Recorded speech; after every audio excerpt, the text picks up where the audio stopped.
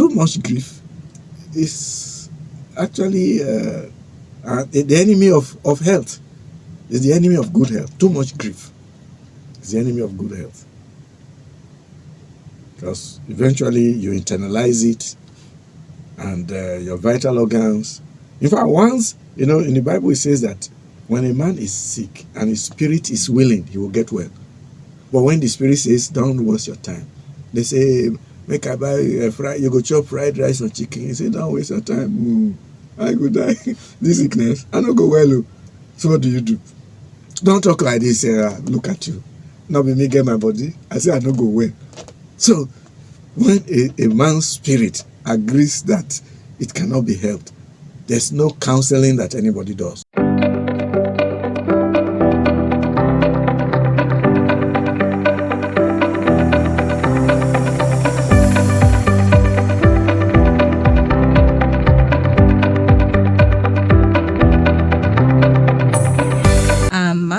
And joining me here, as always, is Dr. Sonny Eshuse. What do you have to say to our listeners today? Good morning, everybody. I hope you are coping with the cold. But it's global, we are told, but it's localized to us here in Nigeria. They have told us, keep warm as much as you can, but enjoy it. It's part of the variety of this wonderful world in which we live.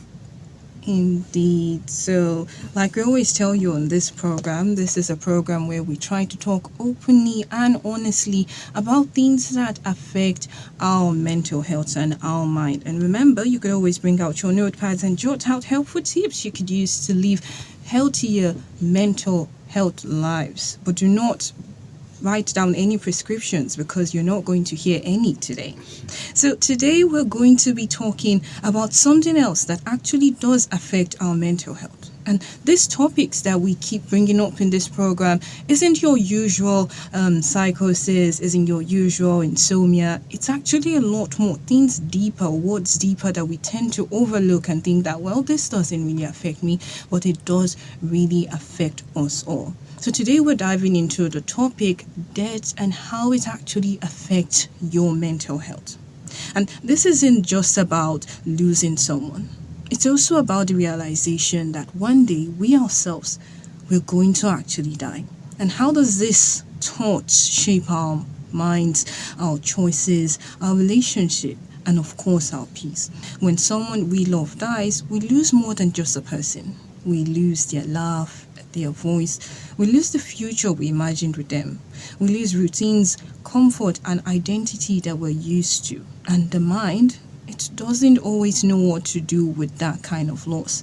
Some people cry immediately. Some don't feel anything for days. Some go through quiet, or some people just have episodes that you can't really explain. Some keep going to work, smiling, greeting neighbors, and breaking down slowly inside. And when you flip up to the other side, the thought that one day we're all going to die, these questions that keep bothering every single human being, and some people don't really think about it. Well, it's not something we can run away from. So Dr. Sonny Eshuse, what do you have to say about this?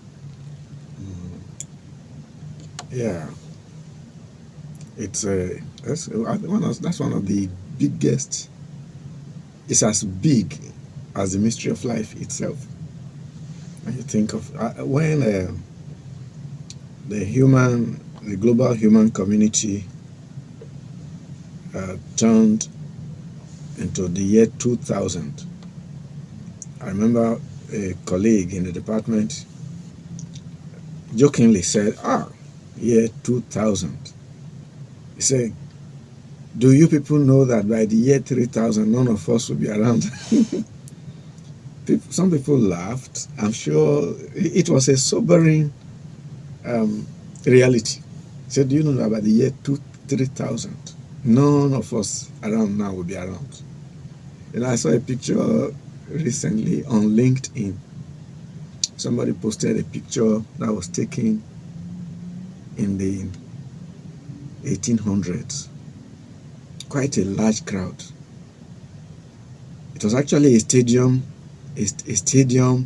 scene. they came to watch soccer. I was look at in the 1800s. I just look and say, can you imagine? None of these faces that you see here now, including babies that were carried on their mothers' laps, none of these persons is alive. It sobers. It sobers, and well, it's an inevitability, and you just realize that if you think about it, you know, when you travel on the highways, even byways, and your vehicle comes upon an accident scene, for the next few moments, everybody, including the driver, becomes sober. No talking, no discussion. Everybody locked in himself, discussing. Especially where you see corpses on the ground. Then it affects appetite. All those ones that will normally buy things at every available opportunity, bring this. Everybody sobers up and begin to reflect. At the end of the day, what it boils down to is just that you recognize that you're supposed to be a steward, accountable for the period of time that you have. It sobers, and if we internalize the lessons of this transition, this death, then I'm sure we'll be better neighbors to ourselves. We'll be better parents. We'll be better children. It's a harsh reality, but reality, nevertheless. It sobers up, and the space carved out by that absence is never filled, or something will always bring you back to it. That if already somebody was in this space, it's just like a football team, and a member gets a red card and he has to leave the field. All that struggle sometimes may be the reason the team loses to the opponent, because of the vacuum created by an exit. So that is it. That's the reality of it. So we do know that death, or the topic of death, always leads to like sober reflection, like you said, but the timeline for this sober reflection is usually different from different people. Some people, they keep quiet for 1 minute, they think about it, and then they just go back to their daily lives. So the show goes on. Exactly. While some people, it stretches to years, 10 years, and they start to live with grief about the fact that they've lost someone. Yeah. So this timeline, what do you have to say about it? It differs with people.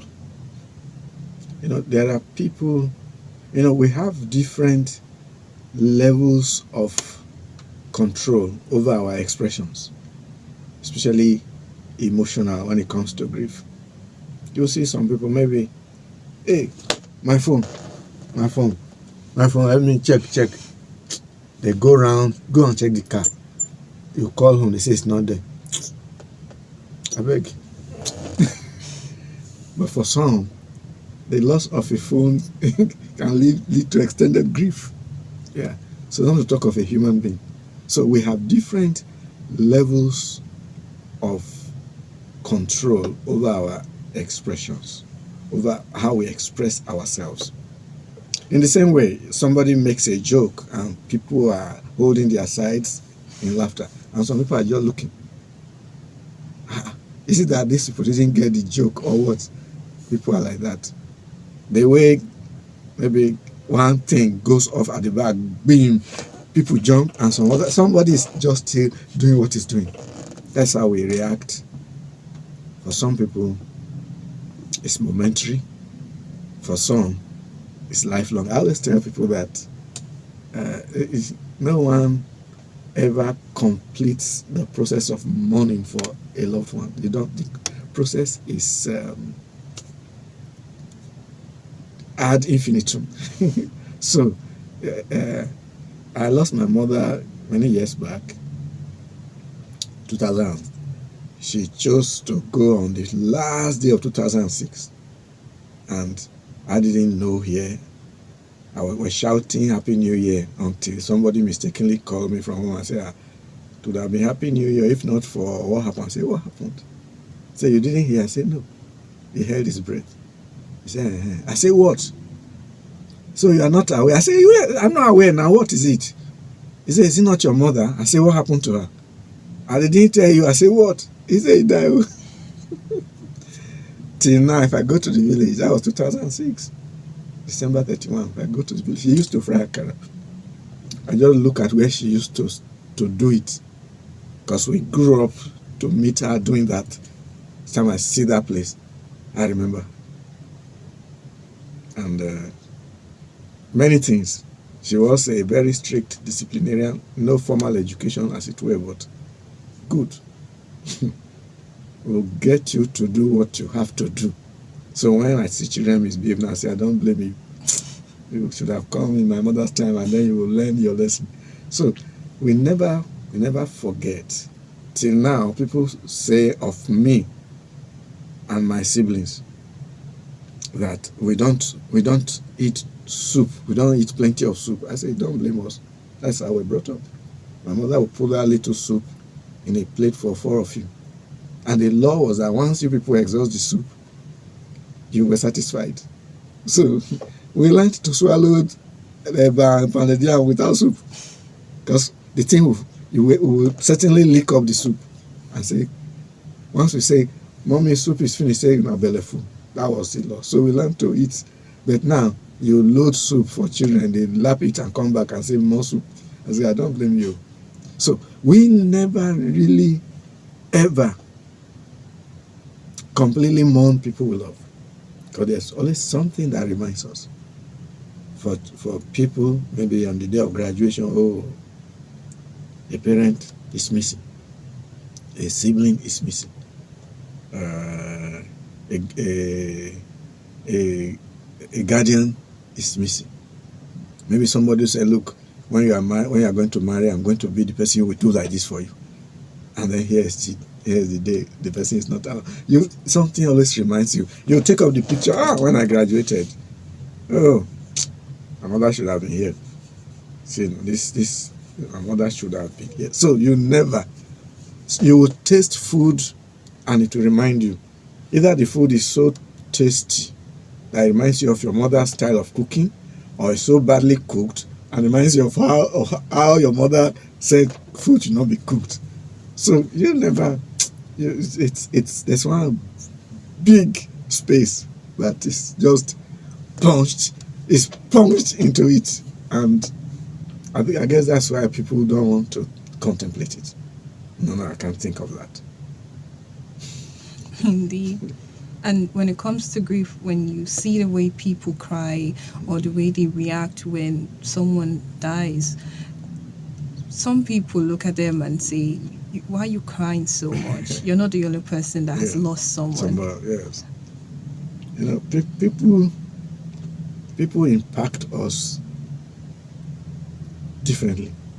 And when you mourn, it's actually the loss of that impact that causes it.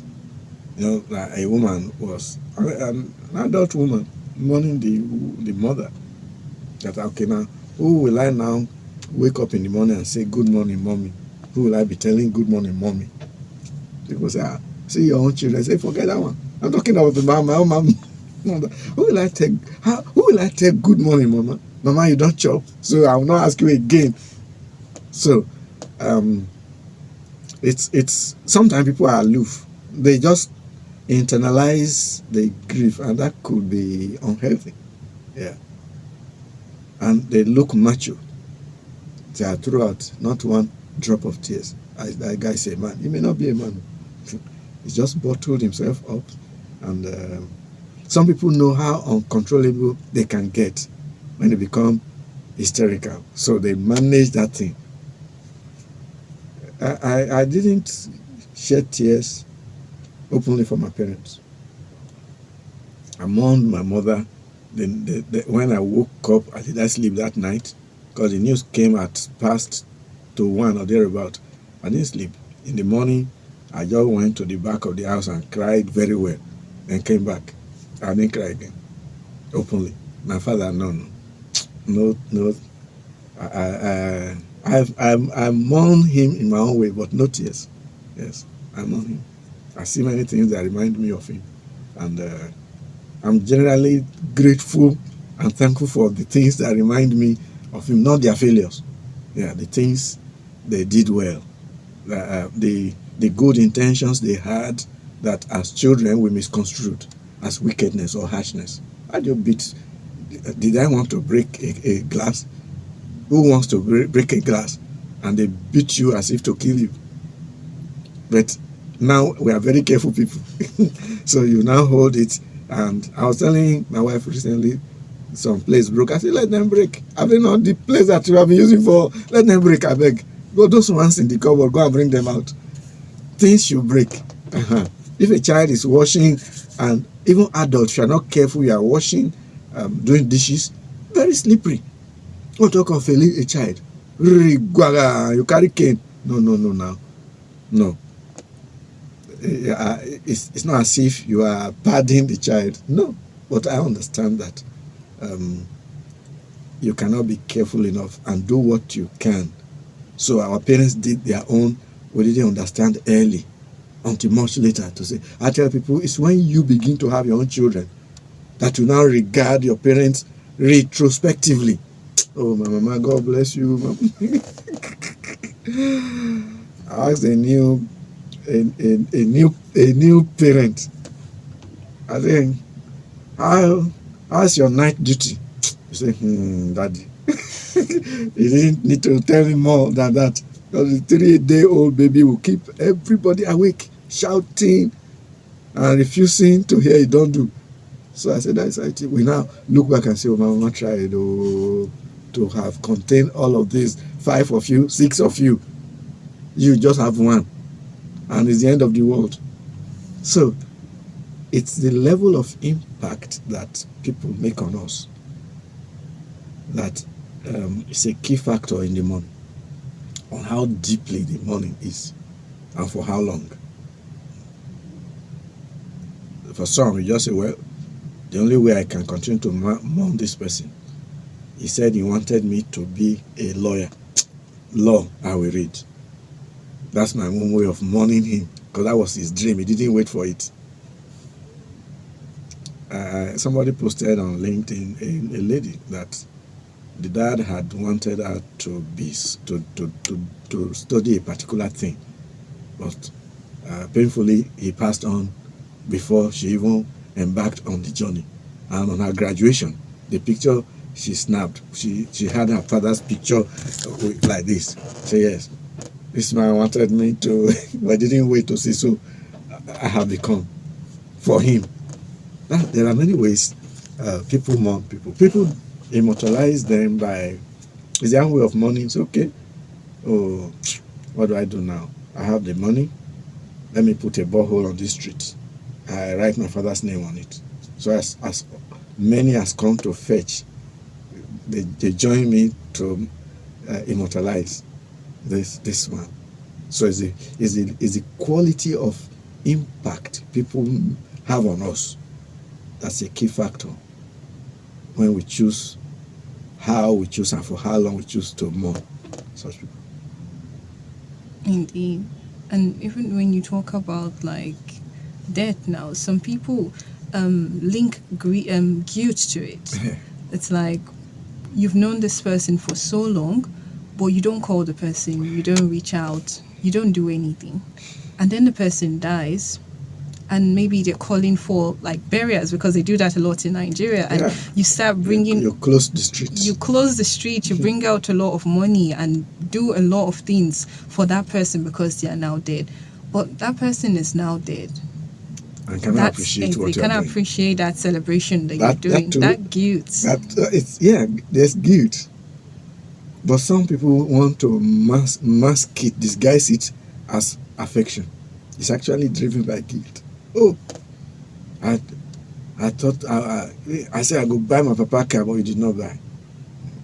He didn't buy. And maybe they make a call. We are so busy now. They call a child and says, "I'll call you back," and they don't get to call you back. And then something happens and you move Nigeria. They are incapable of seeing what you are doing. Well, they might see, but it does not touch them anymore. So it's the guilt. It's the guilt factor now that is pushing you to do. I think what that means really is that you can even begin, as it were, to mourn them in advance. It's not as if you are wishing that they die, right? What obligation you think you can discharge? Because we owe debts, yes. You can begin to pay in installments by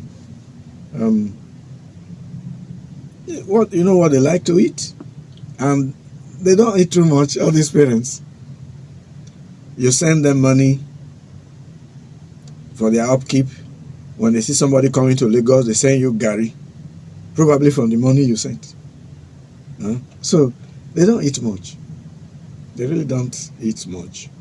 So we are telling you now, if you are listening to us anywhere and you keep postponing the day you will do good, substantial good to a loved one, a parent. Maybe you have a sibling. These days now, in those days, it was easy to imagine that it is male children that do well. But it's not quite so. Children do well, regardless of their sex. So maybe you have a sibling who is not doing well. My father, the last thing he said, by the time I came on the scene, he wasn't talking again. But he will look at you, no talking. And that was the week I was appointed as deputy rector. So I went to, said he wanted to see me. I came. I've come. He just lifted his head and looked at me. He didn't say anything. I said, and after I was talking, no response. I said, I have just been made deputy rector. He just mumbled. He said, deputy rector. I said, yes. No talk. Didn't say anything again till he passed on. If you keep postponing, I will do it. I will do it. And you don't get to do it. He said, you children, we are 7. I know you people, you don't have equal strength. We are all graduates. Say what? I want those of you who have become an umbrella to your siblings who don't have. And what does an umbrella do? Like that. Somebody is holding it. Sometimes the person covered by umbrella is even the better beneficiary than you holding it. Because you are thinking of how the thing is still touching him. I mean, why part of your body gets exposed. That's what he said. Umbrella. That's the imagery he used. Now you're not, your sibling is not as fortunate as you are. And you are in a position to make a change. But you don't until things get out of hand. And then regret and guilt will now push you to overreact in the event of a matter like this. Oh, what now drives your tears, your mourning is, I thought I would do it too. I actually planned to do it.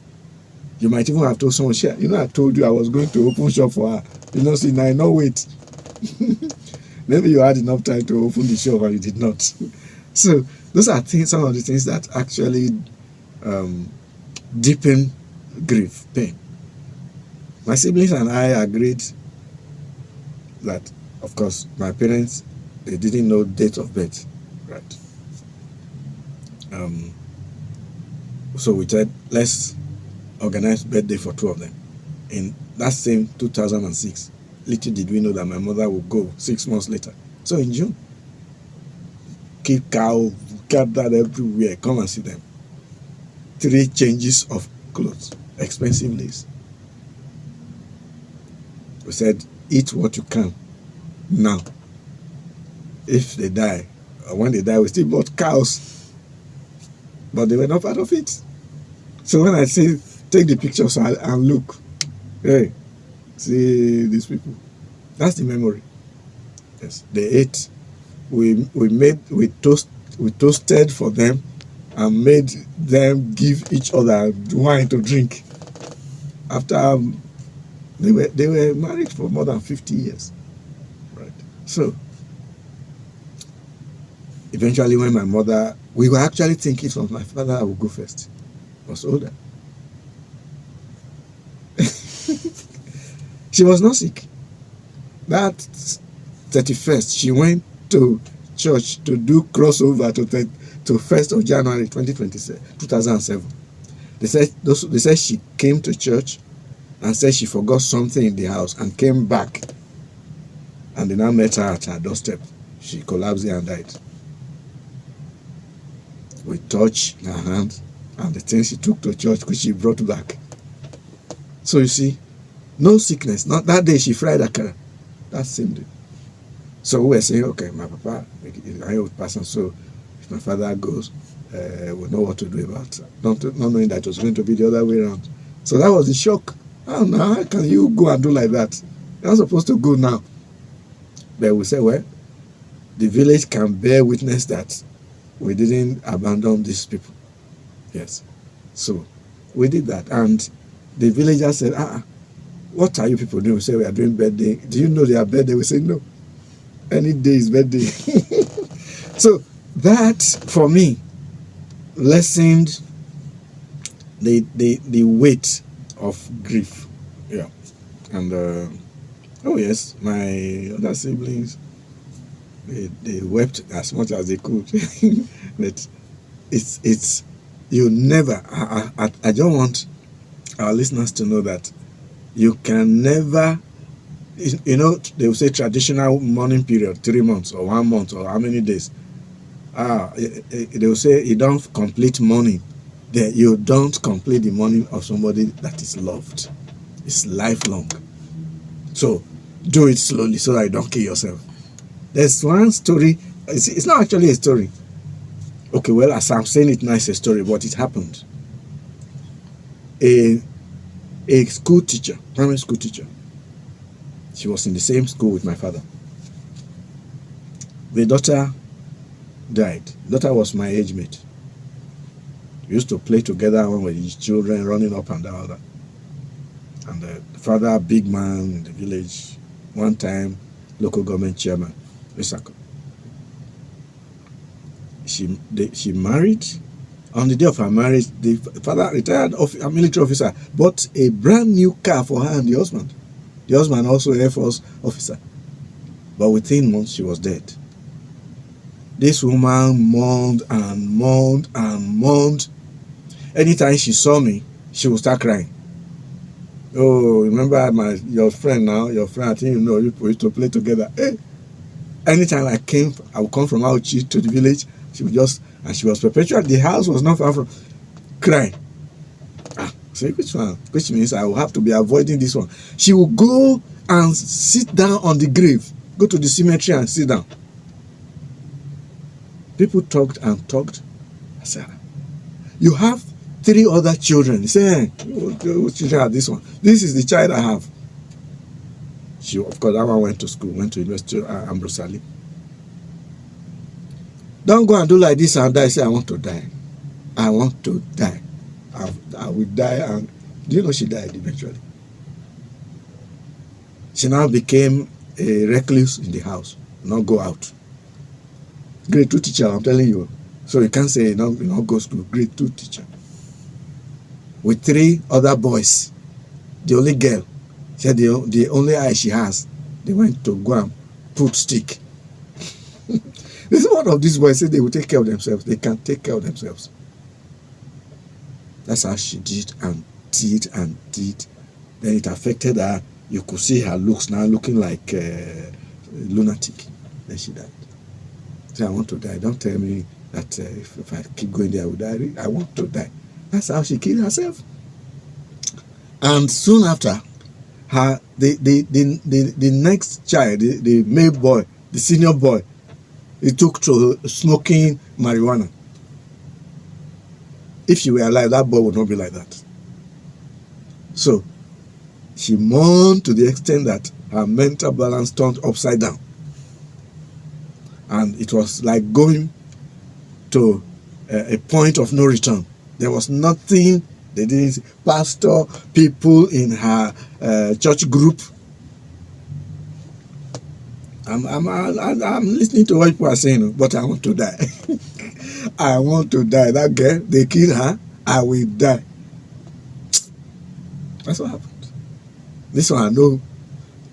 I know deep. I know them. I know them. So that's too much grief. Is actually the enemy of health. Is the enemy of good health. Too much grief is the enemy of good health. Because eventually you internalize it, and your vital organs. In fact, once, in the Bible it says that when a man is sick and his spirit is willing, he will get well. But when the spirit says, don't waste your time, they say, make I buy you go chop fried rice or chicken. He say, don't waste your time. I go die. This sickness, I don't go well. So what do you do? Don't talk like this. Look at you. Not be me get my body. I say I don't go well. So when a man's spirit agrees that it cannot be helped, there's no counseling that anybody does. So that's why a program like this, mental health, comes in very handy. So that we are advising you to the point of warning. We are warning you, really, our audience. We are warning you. Be careful. It's only the living that can mourn. So why not more extend the time and keep mourning? There's no end to it. There's no end to it. That's the lesson you must bear in your mind, because the mourning doesn't stop it. And if you are not careful, you too, you will go before your time. And look at the what they call it, the bandwagon. Is it bandwagon now? I've forgotten the expression. How it happens. That's how it goes. You didn't manage your own loss. It has resulted to another loss that other people have to manage, and that it goes without end. So no one is saying that loss is it's not an interesting, exciting thing. Ordinary, you misplace. Ask a student, misplace your biro or eraser and see how troubled you can become. It upsets you. Now talk of somebody, and then you come and you're looking at the space. I pity women who lose children. Can you look at the clothes the children used to wear? Look at the clothes. Look at the toys. Some parents, in fact, I don't blame them. They don't want to enter the room where the child stayed, because you will see the toys, see the shoe I just bought for this child that I said we used to do. They are there. The clothes are there. A stark, bitter, relentless reminder of the loss. But we must get a hold on our emotions. Indeed. And from everything you said so far, we've seen that it's something that you can't control. Yeah. It's something that's inevitable, and it would happen to every one of us. Like in the Quran, they say every soul shall taste it. Yeah. So everyone is going to die. Of course. And it's clear like that in the Bible too. Exactly. Yeah. And you see that it doesn't discriminate age, and it doesn't even discriminate culture or gender. And these are factors that we can't control. You don't know when you die. But although you can't control when you die, you could actually control grief, like you mentioned. That the way you grieve, how long you grieve, that is something you can actually control, and that is actually linked to death. Yeah. It's something. Some people, a relation, an adult, even a grandmother, a young grandmother, she lost her own mother and was shouting. I say, come on, what are you doing? What are you doing? Look at your education. Look at your age. Look at your spiritual awareness. And later I say, you know, those villagers, if you don't do like that now, they think you are. You did not know your mother. I say, oh my God. So and you are shouting. Do you? I sure you are aware. Go. Did you measure your BP from shouting? God. So, it's something that you have to consciously grow it. The ability to control what you do. You know, people say that you may not be able to control the things that happen around you, but your ability to control your reaction to the things is very important. Those days, I was a heavy duty vehicle. No, a taxi. The taxi was going to Ibadan. I was going to Poli. Entered the road when it should not have. And I drove after the person. I wanted to overtake by all force. And at the point of when I was coming abreast, see a trailer coming. Single track. I had to drive off the road. And something told me now, what would you have gained? You wanted to prove a point. Yes, you couldn't control what he did, but you could have controlled what you did. Of course, I was much younger, and sometimes youth has a way of making you think you are unkillable. You are invincible. Nothing can happen. I'm a man here. I had the top. Not go there. I had the top. I did do the one way past this one before. There's a tendency for young people to be reckless. And that's what I did. And that's what we are saying now, that you may not be able to control what happens, but you can control your reaction. And that's the that's where the safety valve for your mental health is. We tell people you have to eat. I like the way our people put it, that what goes into the stomach is what they used to carry what is on the head. You need strength to mourn, and you choose to not eat because you are mourning. You not eat. You have to. We can even look beyond physical cessation of life. Loss is the same loss. Maybe you have done a business and the thing has backfired. What you put in is gone. Then you sit down at your shop looking. Or you come to the shop early in the morning, the protectors, they are broken, and your shop is empty. And it was only last night that you got fresh supplies. This is commonplace in Esako. I mean, it's so terrible. People are monitoring people. They just see a vehicle discharging goods at your shop. And you are happy, yes. The goods that have gone inside here now, they are beyond 500,000. Tomorrow morning you come and you find some other people came overnight. That is devastating. That's devastating. That could even fuel the feeling of suicide, to just die, especially when loan is involved. I took a loan and look at what they have done to me. Hey, it's the same thing we're talking. It can be heavy. It's heavy. But we are saying that if you calm down, you need to calm down. Yeah, you need to calm down and be able to look beyond the now. Somebody says that one of a good reaction is, well, this is terrible, but it could have been much terrible. Oh, I lost this, but thank God you didn't lose all. Something like that. Oh well, human being is irreplaceable. There's no way you lose Omo and you can give that to another Omo that will take the place and will not be, still have your Ojo and Omo there. There's a gap. There's a gap. But we must learn to find consolation. I mean, that's the point. You must learn to find consolation. Even in the midst of grief. especially as we are saying now, if you are done your part as a child, who knows? Thank God this our transmissions go beyond the terrestrial. You can hear us anywhere. You are outside Nigeria, you're lucky. And you are planning that when you gather plenty dollars, that's when you will respond. Suppose the news comes that this person is not going to be in a position to appreciate your dollars. Somebody said, when you see a man,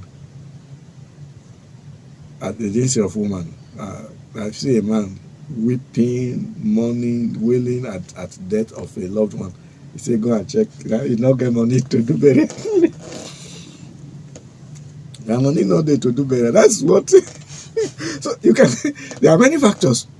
Oh, yeah, how am I going to buy cow? God, why now? Why now? See this house now. If I have to do a befitting burial, I need to renovate this house. Where am I going to get the money? They say that's why he's shouting. I don't know how people interpret these things, but probably it's true. If there's money, say, well, okay, let's start from somewhere. Let's go and put him in mortuary first. Let's be planning.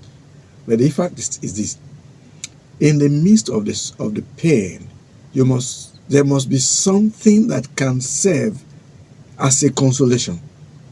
I think I've been a good child to this man or to this woman. I've been a good brother. I've been a good guardian. I've been a good word to this guy for all those school fees he paid. I just got it. I bought a phone for him, and he appreciated it. I thought he would wait for me to do more. You must find consolation. I think, especially if you have parents or people that lived by principles. This principle. I hear you go to burial ceremonies, you hear well-wishers tell children, you must continue to respect and stand by the principles of your parents. When your father was alive, your mother was like this, he did this, he did that. You people, that's the only way you can memorialize this person. So you must find consolation. Loss by death would appear, somebody will say finito. But in the midst of it, I think that we can find consolation. Especially if you are traveling along the trajectory that person tried to chart for you. Well, I'm on the road. I hope you can see that I'm on the road. I'm satisfied I'm on the road. That road I'm living by. Somebody said, oh, we are not surprised. We know your father, your mother was like this, not like this. And if they are young people, they're more painful. Young people, they're more very painful. But even then, if you have done your best to cater to the needs of the people, so that you will not now live in regret. In Pidgin English, I've been one. No, he did not. I wanted to, I had said this child will go very far. Did the child know? Yeah. The child know of that dream. So that you can console yourself. If only it had not happened like this. I told this child that he will be the first lawyer that our family will produce. Something like that. So let that console you that you tried your best, your best, but you have. In fact, the Bible says that there's nothing that delivers you on the day of death. Even the doctor himself knows this mystery. It's a mystery that's bigger than anything we have ever imagined. So we only prepare our minds.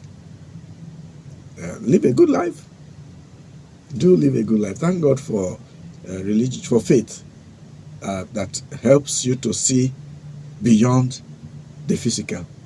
Yeah, that this one has gone. Faith says there's a time to meet again. That's where your encouragement is. It's not to go and climb mainland bridge and jump, because you are even complicating the matters and taking the thing out of your own hand, right? So that is how it should be, that you see how you can moderate your own reaction to loss by death. That it requires it.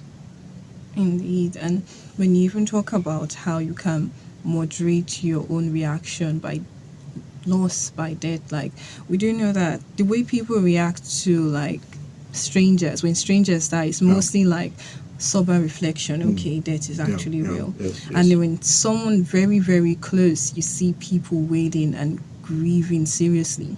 What about the people in between? When I say in between, I mean those mothers that carry children in their womb, and then they now, before they could even give birth to the child, they pronounce the child dead, a miscarriage.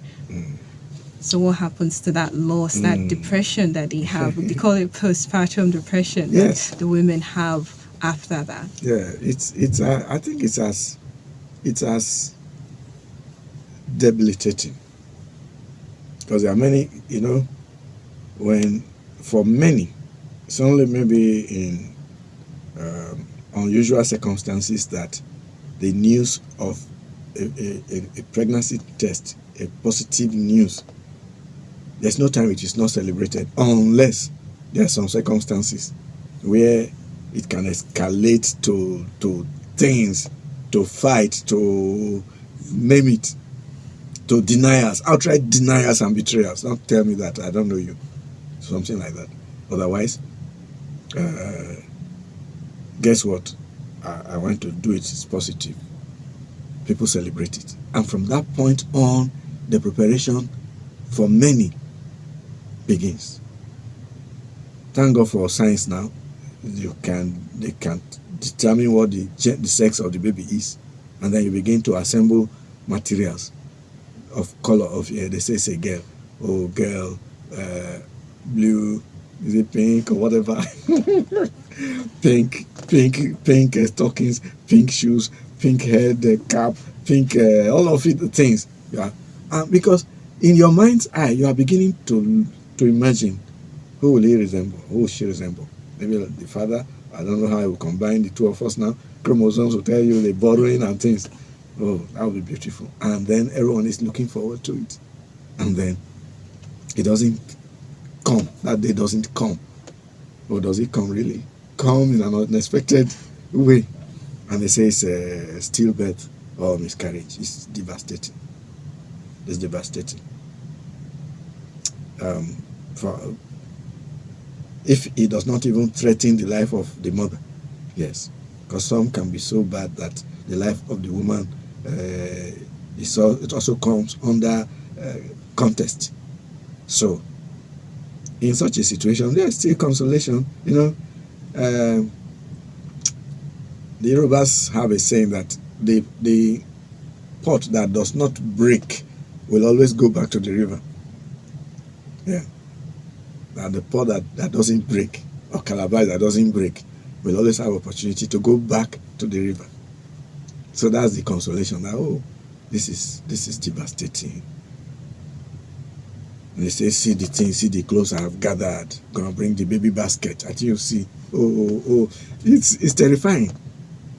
But the consolation is that there will be another opportunity. That's a consolation. And sometimes it's so sad that when these things like this happen, given that the level of awareness, cultural, educational, there are some men and their mothers, that's the mother-in-law now, some men and their mothers still manage to turn things around and blame a woman for it. I can't think of it. There are many hard things people do that you cannot explain. And you ask, how does a woman collude or conspire with the forces of pain to afflict herself? You don't ask. It's just the way people will go around and say a woman killed the husband. How do you mean? How do you mean?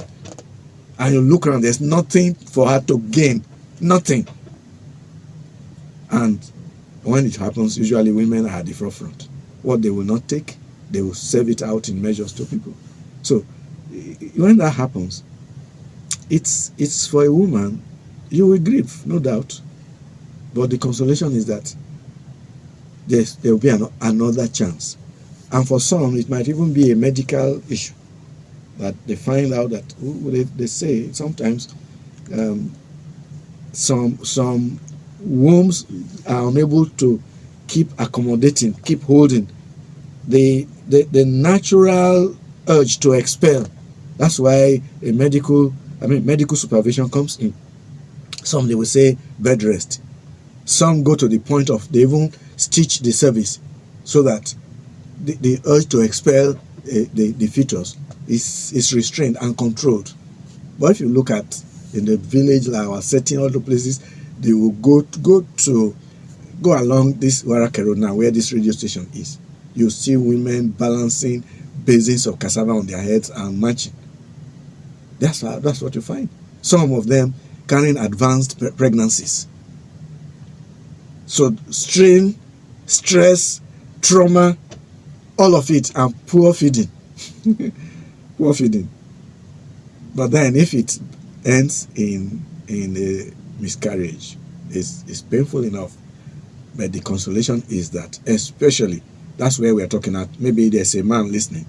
Your wife will need your support, emotional support, and physical, your understanding in times like this. You come back and say, have I not been telling you not to rest? I tell her, make you rest. Now I know they hear. I think you see her now. Now you cause that thing.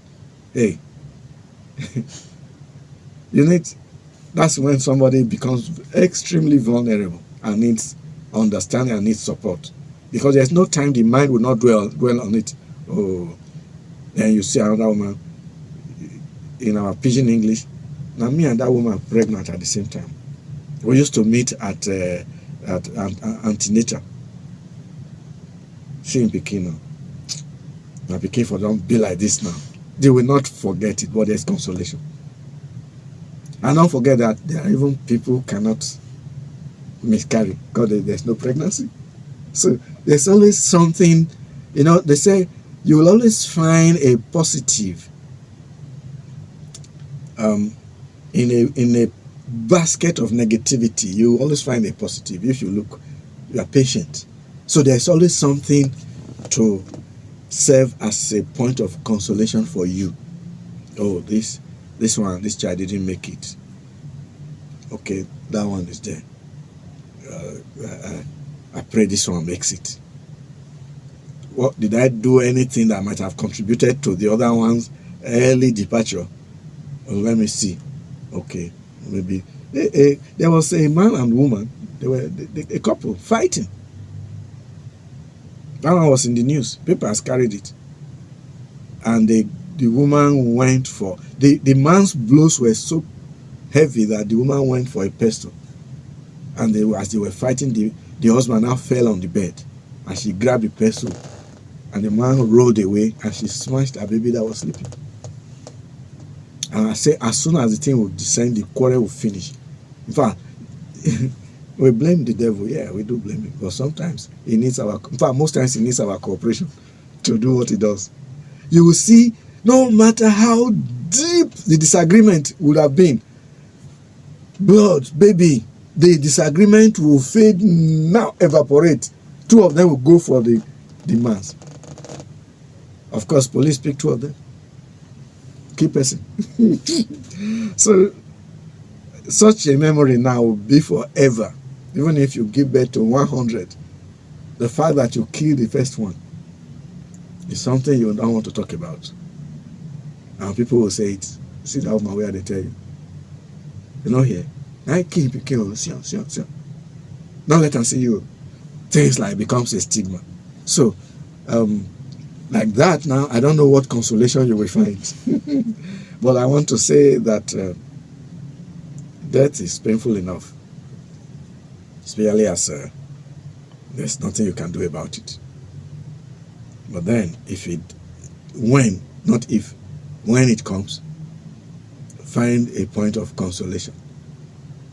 You can rest on your faith. Find consolation in your faith. Oh God, I know we came from you, and to you we go. I wish we didn't have to go this time that this one went. I wish. But since he's gone to you, I believe he must have peace where he is. That's consolation. That's consolation. So it serves your peace of mind. I've gone to places where you find a bereaved. It's even the one consoling those who come to console. You cry? No cry. The guy try. He try well. No, but we no go forget him. Consolation. When I see this, I no go forget him. If not just this house, when if he roof before he go, he try. It's consolation. And it's good for the mind. Indeed. So we would love to stretch it a lot more, but time isn't really by our side. So to our listeners out there, we do hope you've gotten a lot from this program today, where we talked about death and your mental health. Do you know that death is unavoidable, and it's really okay for you to grieve, but do not actually stretch it so long that you actually now cause another problem for someone else, but when you die yourself out of prolonged grief. So do take care of your loved ones that are still alive, so guilt doesn't affect you in the future. And know that although you are young or you may be old, you can't control death, but you can actually control how you grieve. So to all those out there suffering from grief, from the loss of death, all those actually reflecting on death, because we know that we are going to die in the end, we do give our heart and our condolences to you right here from Kalam Radio. And do know that, like they always say, to God will belong, and to him we shall return. So remember that as you live your life, and reflect that on the fact that, of course, tomorrow may be my own time. So we'll say a very big thank you very much to Dr. Sonia Shose, and a very big thank you to our listeners out there for joining us once again.